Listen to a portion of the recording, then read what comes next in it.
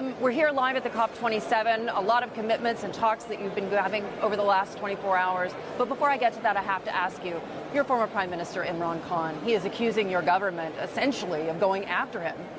Is that true? Can you give us any guidance on what your response might be? Because at this point, this is a man who's saying you're shooting at him to kill. As far as Mr. Khan is concerned, a few days ago now, there was a firing incident at a political protest that he was leading, in which he was injured, a couple of other people was injured, and unfortunately a political worker was killed. So I'd like to start by unequivocally condemning this act of political violence. As I'm sure you're aware, I myself, my family, have experienced political violence. I lost my mother to a suicide attack in Pakistan in 2007. Before that, both my uncles were assassinated, one poisoned, one shot. My grandfather, who was the first Prime Minister and President of Pakistan, was democratically elected, was also assassinated. So there's sort of no ifs and buts here. We absolutely and unequivocally condemn this attack, and we'd like a free, fair and impartial investigation. The Prime Minister has already announced, I think, a judicial commission made up of the judiciary to investigate this attack. As far as Mr. Khan's political accusations are concerned, I don't think it's appropriate for me to respond politically. I think it's important for all sides to have an impartial inquiry into the incident. So you support that independent inquiry into exactly what's happened, and just by definition, this was an attempted assassination, not a firing incident, yes? Sure, firing, attempted assassination, absolutely. A gunshot was fired. And you support the independent investigation into Yes, not only me, the entire government. We've announced an independent judicial inquiry into the incident.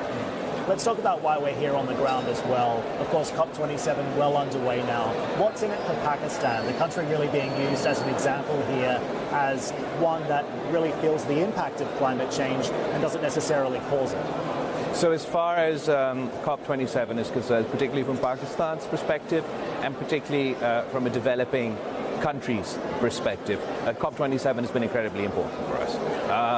We sort of discovered firsthand through the catastrophic apocalyptic flooding that we experienced earlier this year, and we're still dealing with the consequences of that, that not only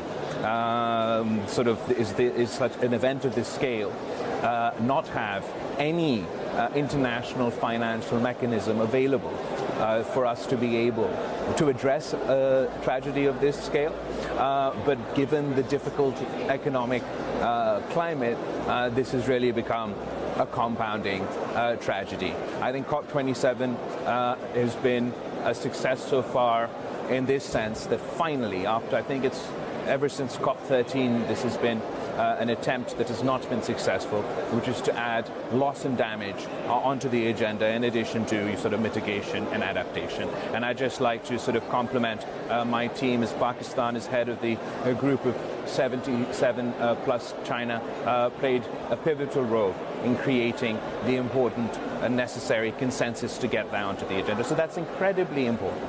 We can't deny that loss and damage doesn't exist. I had a third of my country underwater. That'll prove otherwise. I don't necessarily want to pitch this as sort of liability or compensation, but it's just or reparations or something that is extreme. I really just said that, look, this loss and damage happens. Let's work together in ways and means on how to address this. This can be private sector investment. This could be debt swap and other sort of support. But we must all come together to find ways to come up with even international mechanisms, international financial institutions, so that Pakistan today is affected by this and suddenly discovered there's no way to address something of this scale. And this is not going to stop in Pakistan. The next country that's affected should have something available so that they can address the loss and damage. Something available to them, but something that doesn't also leave them literally awash in debt. Sorry? Something that's available but doesn't leave them literally awash in debt. Absolutely, absolutely, or at least help address the issue that whenever we're confronted with a climate catastrophe, we first drown in the floods, then we have to drown in debt to be able to finance the reconstruction and rehabilitation phase. You and I last spoke just as the floods hit Pakistan, and I know the entire world has seen those images of devastation. The country has really been suffering, so our thoughts are with you. But thank you. Do you know what the total damage bill looks like today and how much money you're actually going to need to Okay, so as far as the total damage is concerned, the approximation is $30 billion. That is sort of astronomical as far as Pakistan is concerned. I don't expect us to be able to put together that much money for reconstruction and rehabilitation, certainly not in the form of grants and aid.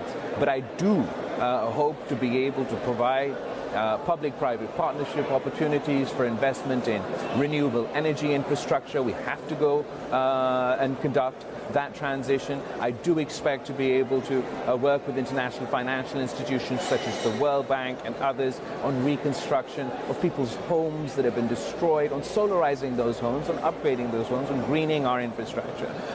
But we are also cognizant of the difficult economic climate. The COVID pandemic has left everybody in a difficult economic way. The war in Ukraine has affected everybody. So we have to sort of calibrate our expectations with that and rise to the challenge by coming up with these sorts of out-of-the-box solutions. Indeed. Foreign Minister, we really appreciate your time. Thanks for joining us today. Thank you for having me.